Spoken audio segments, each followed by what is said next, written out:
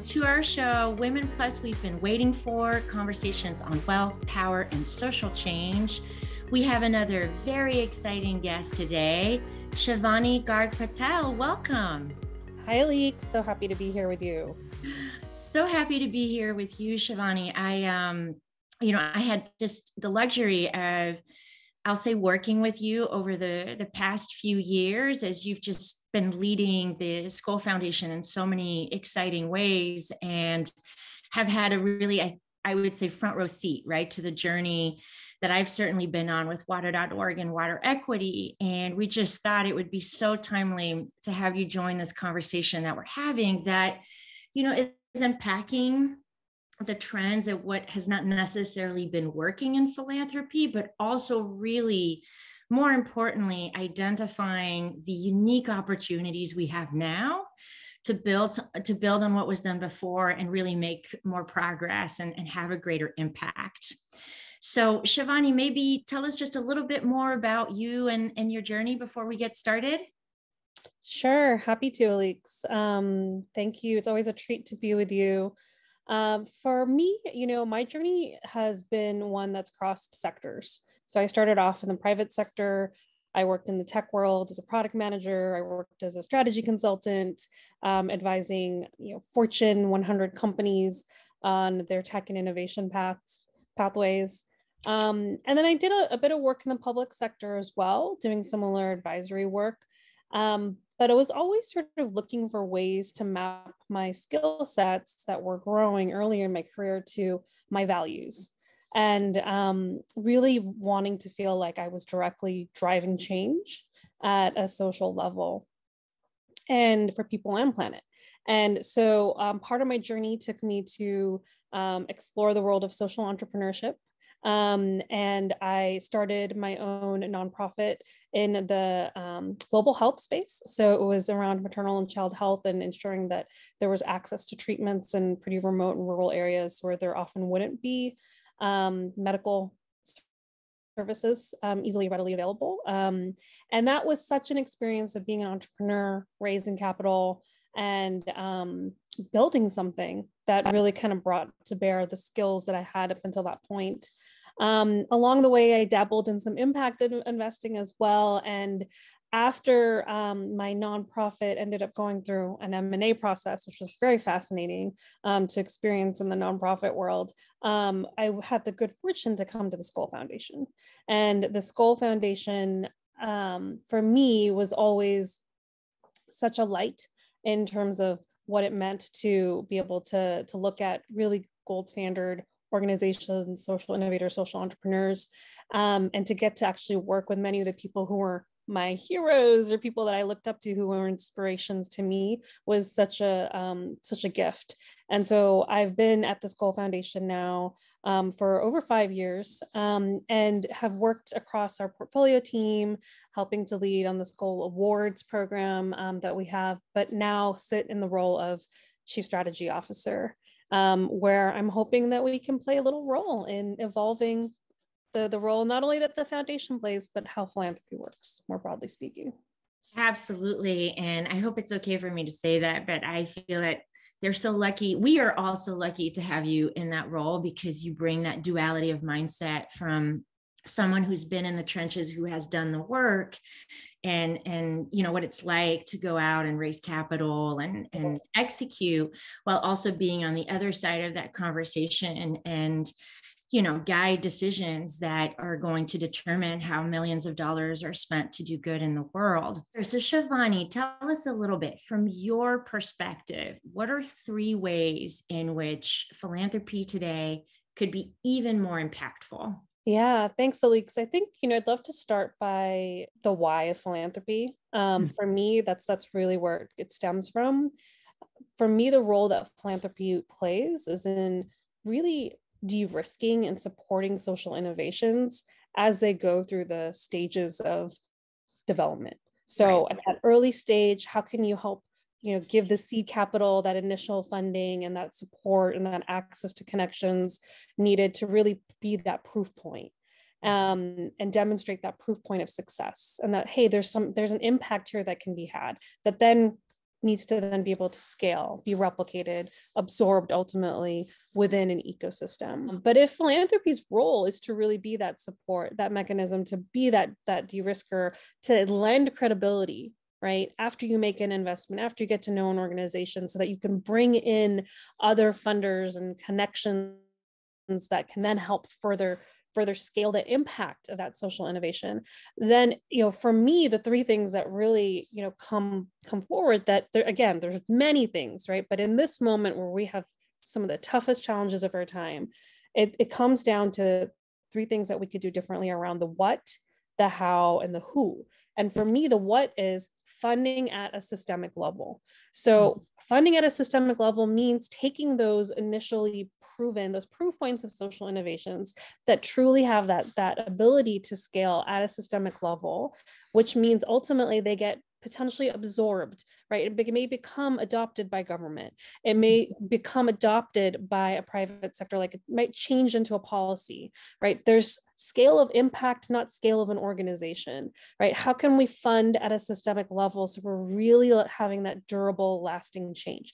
That to me is the what that needs to change. We need more funding, more resources, more efforts going to that systemic level. And a big part of that, to your point earlier, is unrestricted funding and accessing that unrestricted funding. The how is another one, right? How can we use all the tools at our disposal? If you think about from grants and the full balance sheet to investments with market rate returns, how can you use that full spectrum, including those program related investments, mission related investments, and everything on either end towards complete activation towards the impact aims, while maintaining the requirements that one may have or an institution may have around financial returns and portfolio construction. And I think more and more, there's such a missed opportunity with not looking at that full sort of, tools at our disposal. We're really fortunate to partner with the Capricorn Investment Group, our investment manager, to really think about how we can have mission alignment in the investments that are made in the endowment. So we're putting it to use. Much of that has been on the climate space to date. Another, piece of this is in more mission aligned investments, and we're looking for ways every day of how we can work together further to deploy those tools. The third is around the who. And so if you're going to fund at that systemic level and drive that lasting change, how do you find the people embedded within those ecosystems? Those who have been on the front lines of experiencing from a lived sort of reality, the challenges firsthand that we're trying to change and address, that status quo that exists. The people who then are proximate grant makers who fund people who are local to those communities or to those challenges, people who've spent decades of their lives in the, amidst the challenge, right? How can we find those people and the innovations that they're leading, the innovations that they're working with and partnering with, and fund more of those proximate social innovators? Fantastic. There's so much to unpack here. So Shivani, you've been talking a lot about making change happen at a systemic level. I feel like in all the circles of conversations I have, I'm always talking about systems change. But, we're forgetting that maybe there's an audience out there that doesn't fully understand what we mean by systems change. So could you unpack that a little bit for us? Like, what does systemic change mean? Yeah, absolutely. I mean, and to me and to us, it's really that durable, lasting change, right? We talk about transformational social change, systems change. There's a lot of language out there, but for ultimately, to me, what it means is durable, lasting change. And it's getting at the root causes, right? There's a status quo, the current state that exists in any ecosystem, environment, sector, et cetera. And there are barriers and things in place that are keeping that current state in place. So how do you look at root causes, the things that will actually start to break down those barriers? And change can happen at multiple levels to start getting at the root causes to shift in a more durable, lasting way. And so some of those changes are more tactical, right? Like a direct service or product for sure starts to, get part of the way there, but it's not in and of itself enough. Change needs to happen in addition to that at levels of like resource flows, right? How can you actually start shifting where resource flows go? How can you start shifting policies and practices that then will have more of a long-term change and that shift in what the current state is? And then the ultimate real sort of next level is that mindset and behavior change, right? Often we see narrative as a tool, and narrative change and an authentic voice as a tool to sort of start shifting that mindset and behavior. And that's where, like, if you can actually see change at all those levels or multiple levels that I just outlined, that's where we think you can start to see change at more of that systemic level and start to get to more of the root causes of these challenges that we're facing. I love that. And I just, that's so helpful, Shivani. And I just want to tie that back real quick to one of the key reasons we did this show, which one key objective was to unpack this conversation around philanthropy, where we are today, and how we could have a greater impact, because we know that there is the greatest level of wealth in human history. How do we translate that wealth in ways that is going to address huge systemic inequalities? But in particular, what got us also really excited was to unpack that conversation around women. And I feel like it hits on all those levels of systems change that you just stated, which is, one, the resource flows, right? So, women represent 50% of the population. We need to be in positions where we are leading conversations and decisions on how capital is being utilized. Absolutely. To help society. There needs to be policies around that. We need, our role in society needs to be linked with shaping policies that are going to address inequality. And then thirdly, it's absolutely about mindset and behavior change. And that starts with a new narrative. What is the narrative around women, wealth, power, and having a social impact in the world? And, it's been very interesting unpacking these conversations with both men and women, because, we want our male allies at the table, but I feel like it hits on all those layers of systems change that you just pointed to. So maybe give us, Shivani, 2 examples of, in your work where you've seen this unravel, so we can kind of contextualize or really get a really tangible example. Well, I mean, you mentioned one, right, Alix? I mean, the one that we got to do together, which is with water equity. The opportunity is so huge, and I believe and now the numbers have probably changed, but the market opportunity to get access to safe water and sanitation solutions is something like $18 billion. The market for microfinance. Microloans, for microloans in that space. And the price tag to solve the water and sanitation challenges right now, and the crisis by 2030, it's like over $1 trillion that it would cost in terms of what economists predict. So the opportunity to get behind something like water equity. And so the foundation and our investment manager, Capricorn Investment Group, we committed a $10 million equity investment, which partly unlocked $100 million in institutional capital, as you know, towards a much larger fund to be able to actually scale water equity's footprint globally. And this was something that we funded building on the backs of years of demonstrated impact, right? So we had been on the journey with water equity at the time of, I think it's like 4 years of sustained strong financial performance that had already impacted over almost 2 million people at the time of this investment. And we had, done a grant, then we did a program related investment, and then we did a mission related investment sort of through the first fund, the second fund, and then now this global fund to sort of really prove out the viability. That there was a market for microloans for water and sanitation solutions. And that is funding at a systemic level. It's not just trying to get access to a pipe, right, or a toilet.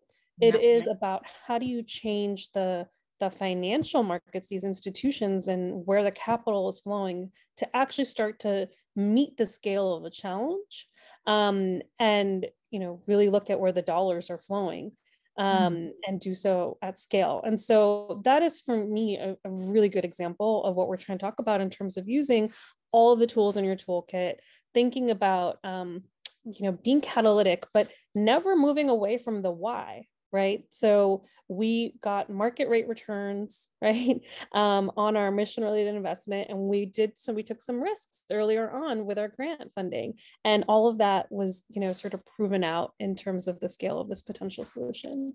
And it's at a systemic level. Another example, actually, just to stay on the endowment investment piece and using all tools in your toolkit, we have recently worked with our investment manager, Capricorn Investment Group, who are awesome.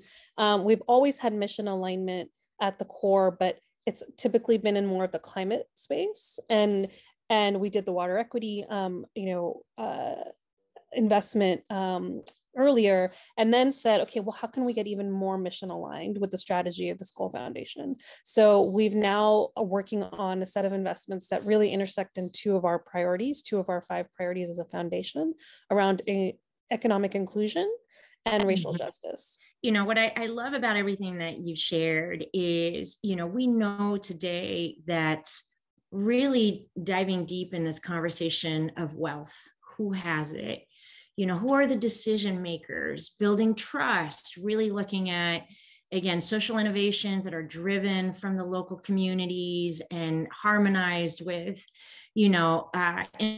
intermediaries who are striving to do change. And the funding side, really thinking about all the levers you can pull, right? All the different financial tools you can utilize.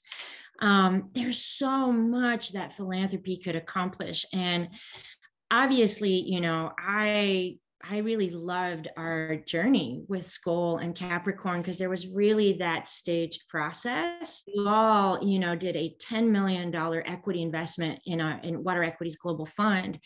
It really sent a strong signal effect that now is a time where you can make that kind of investment in something such as water and sanitation. That's helping people who need access to the services. Imagine if you could replicate that across so many of the other areas, like you were saying, this example around income inequality, racial injustice, all of these things that are just very, very important. So thank you, Shivani. Very helpful, and really appreciate you coming on the show. We will be unpacking this further, I am sure, in season 2. Yes, I look forward to that, Alix.